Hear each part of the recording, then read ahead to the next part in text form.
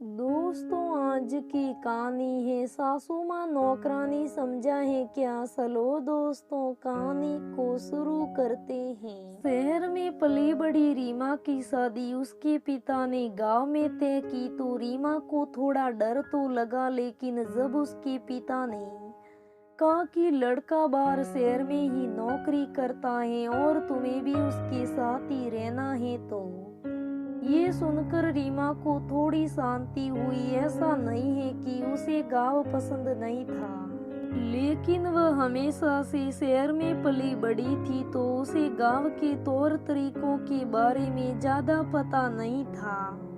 और यही सोचकर वह थोड़ा डर गई। फिर उसने सोचा, चलो मुझे रहना ही कितने दिन होगा गांव में, ज्यादातर तो पति के साथ ही रहना होगा।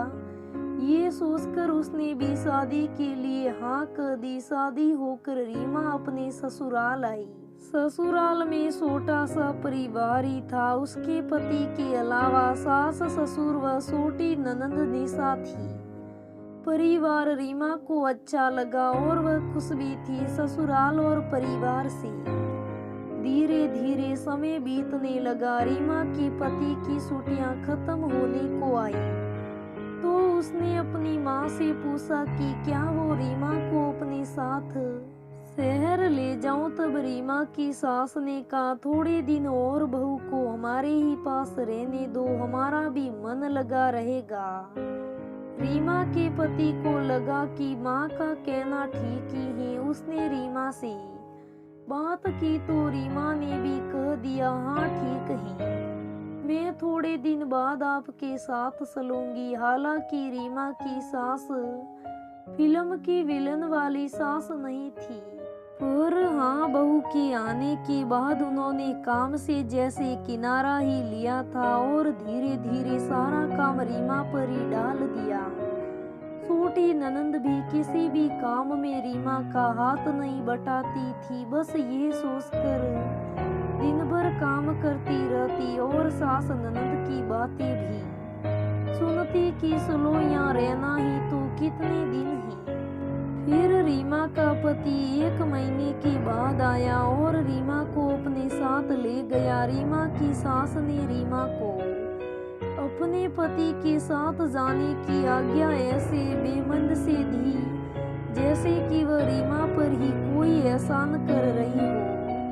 रीमा को समझ नहीं आ रहा था कि उसे अपने पति के साथ जाने के लिए भी इतनी ज्यादा जहद क्यों करनी पड़ रही है, जबकि ये पहले से ही तय था कि वह अपने पति के साथ रहेगी। बाद में भी रीमा जब कभी भी अपने ससुराल आती तो सारा काम काज उसी के जिम्मे होता। जब वह अपने पहली डिलीवरी के लिए अपने ससुराल आई, तभी भी उसकी सास ने उसे खूब काम करवाया, ये कहकर कि नहीं तो बाद में डिलीवरी में प्रॉब्लम होगी, अभी से काम करती रहोगी तो डिलीवरी नॉर्मल होगी। फिर धीरे धीरे वक्त के साथ काम भी बढ़ता गया, बच्चा भी हो गया और अब तो बच्चे का काम भी उसे ही करना पड़ता। उसकी सास बस बच्चे से खेलने के वक्त ही उसे अपने पास रखती।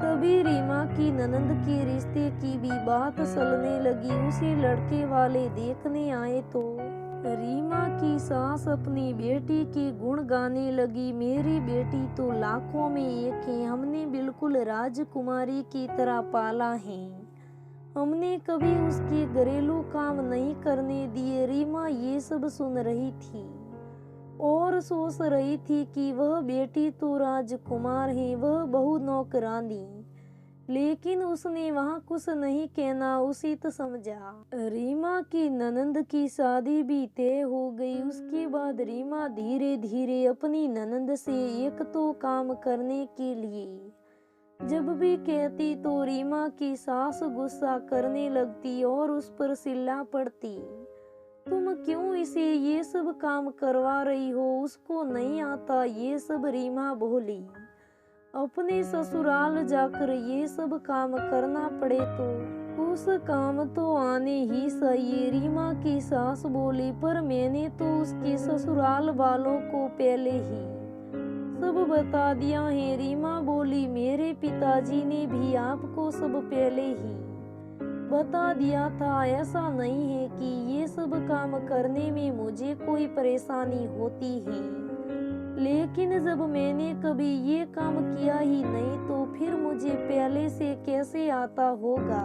सब धीरे धीरे ही सीखते हैं, लेकिन आप ये नहीं समझती, बल्कि मुझे ही ताने मारती कि मुझे कुछ नहीं आता है। तो आपकी बेटी को ज्यादा तो नहीं, थोड़ा बहुत तो काम आना ही चाहिए। क्या पता कल को उसे भी अपने ससुराल की नौकरानी बनना पड़े। मैं भी मानती हूँ कोई काम छोटा या बड़ा नहीं होता, लेकिन अगर आप दूसरे की बेटी से अपेक्षा रखती हैं कि शादी के पहले दिन से ही मुझे हर छोटा बड़ा काम आना चाहिए, तो आपको अपनी बेटी को भी सारे ही काम सिखाने चाहिए। मुझे भी मेरे माँ बाप ने राजकुमारी की तरह ही पाला था, पर जितना उनसे हो सकता उतने काम भी वहाँ पर सिखाए थे, लेकिन शायद आपकी अपेक्षाएं मुझसे कुछ ज्यादा ही थी।